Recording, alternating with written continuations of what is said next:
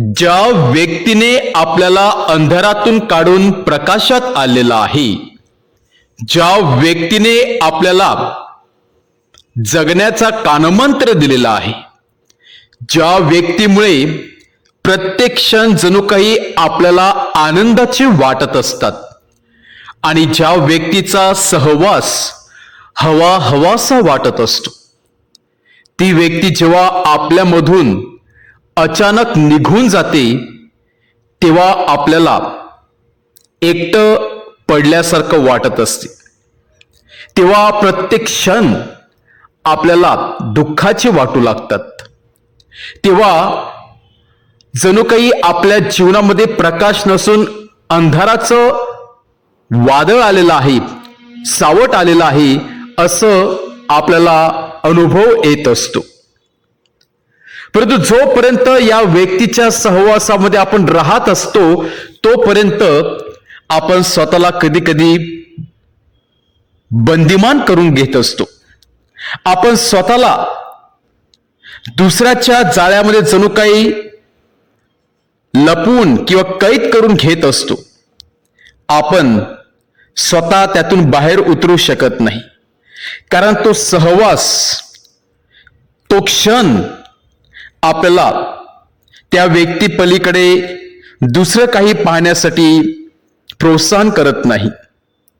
त्या व्यक्ती पलीकडे इतर ठिकाणी जाण्यासाठी मार्गदर्शन करत नाही. जणू काही एका वेलीप्रमाणे आपण त्या व्यक्तीला बिलगून असतो, पकडून असतो. पण जेव्हा ते झाड पडते, ती व्यक्ती निघून जाते, तेव्हा ती वेल आपोआप आपल्या जीवनाची दिशा शोधत असते, जगण्याचा मार्ग शोधत असते. त्याचप्रमाणे जेव्हा एखादी व्यक्ती, प्रियकर व्यक्ती आपल्या जीवनातून निघून जाते तेव्हा खरं जगण्याचा मार्ग आपला दिसत असतो. आपण प्रयत्न करत असतो आणि त्यातून आपण खूप काही शिकत असतो. आणि हीच परिस्थिती प्रभू येशू ख्रिस्त आणि शिष्यामध्ये होती. जोपर्यंत प्रभू येशू ख्रिस्त त्यांच्या बरोबर शारीरिकरित्या होता तोपर्यंत शिष्यांना कसलीही भीती वाटत नव्हती, कसलीही चिंता नव्हती. ते बिनधास्त होते. जीवनाचा अनुभव त्यांनी घेतलेला नव्हता. परंतु प्रभू येशू ख्रिस्त आज त्यांच्या समोर एक काहीतरी सांगत आहे की मी काही क्षण तुम्हा बरोबर आहे, काही क्षणानंतर तुम्ही मला पाहणार नाहीत, कारण मी तुमच्यातून निघून जाणार आहे. हे ऐकल्याबरोबर शिष्यांना फार दुःख वाटते. त्यांच्या मनातून एक प्रकारची भावना निर्माण होत आहे की आता आपलं पुढे काय होणार आहे. जणू काही ते पांगळे झाले आहेत, हँडिकॅप झाले आहेत असे त्यांना वाटते.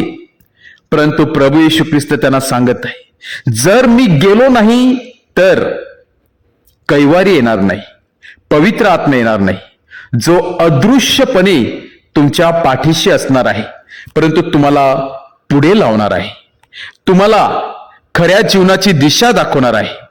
आजपर्यंत तुम्ही मला बिलगून राहिलेले आहात, आजपर्यंत तुम्ही कम्फर्ट झोन मध्ये आहात, परंतु अशी वेळ येईल की तुमचा गुरु तुम्हाला शारीरिक रूपाने दिसणार नाही, परंतु या आत्म्याद्वारे मी तुमच्या बरोबर असणार आहे.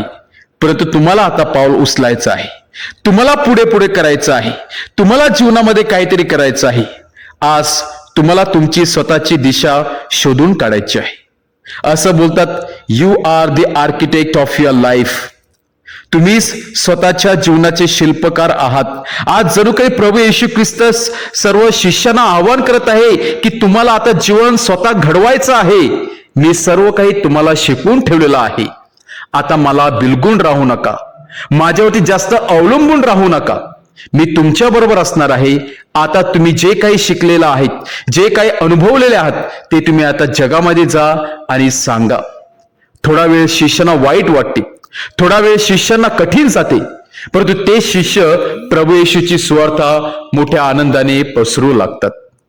आपल्या देखील जीवनामध्ये आपण पूर्णपणे परमेश्वरावरती अवलंबून न राहता कधी कधी आपण आपल्या जवळ असलेल्या शक्तीचा देखील वापर केला पाहिजे.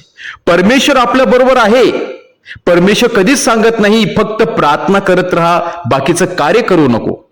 परमेश्वर कधीच सांगत नाही फक्त माझ्यावरच अवलंबून राहा, बाकी तसाच बसून राहा. नाही, परमेश्वर आपला जीवनामध्ये योग्य तो सल्ला घेण्यासाठी, योग्य तो मार्ग किंवा योग्य तो निर्णय घेण्यासाठी पाचारण करत आहे. आपण स्वतः पहिलं पाऊल उचललं पाहिजे. आपण आपलं कम्फर्ट झोन सोडून या जीवनामध्ये पुढे जाण्याचा प्रयत्न केला पाहिजे.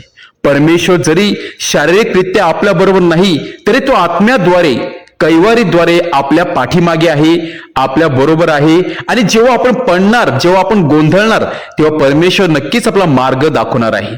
नक्कीच आपला परमेश्वरची गरज आहे. त्याचबरोबर आपण परमेश्वराने जे काही आपल्याला दिलेलं आहे आणि परमेश्वराकडून आपण जे काही अनुभवलेलं आहे ते आपण स्वतः जीवनामध्ये उतरण्याचा प्रयत्न करूया. कम्फर्ट झोन म्हणून बाहेर उतरूया आणि काहीतरी करण्याचा प्रयत्न करूया. आणि नक्कीच परमेश्वर आत्म्याद्वारे आपल्याला सपोर्ट करील, आपल्याला मार्गदर्शन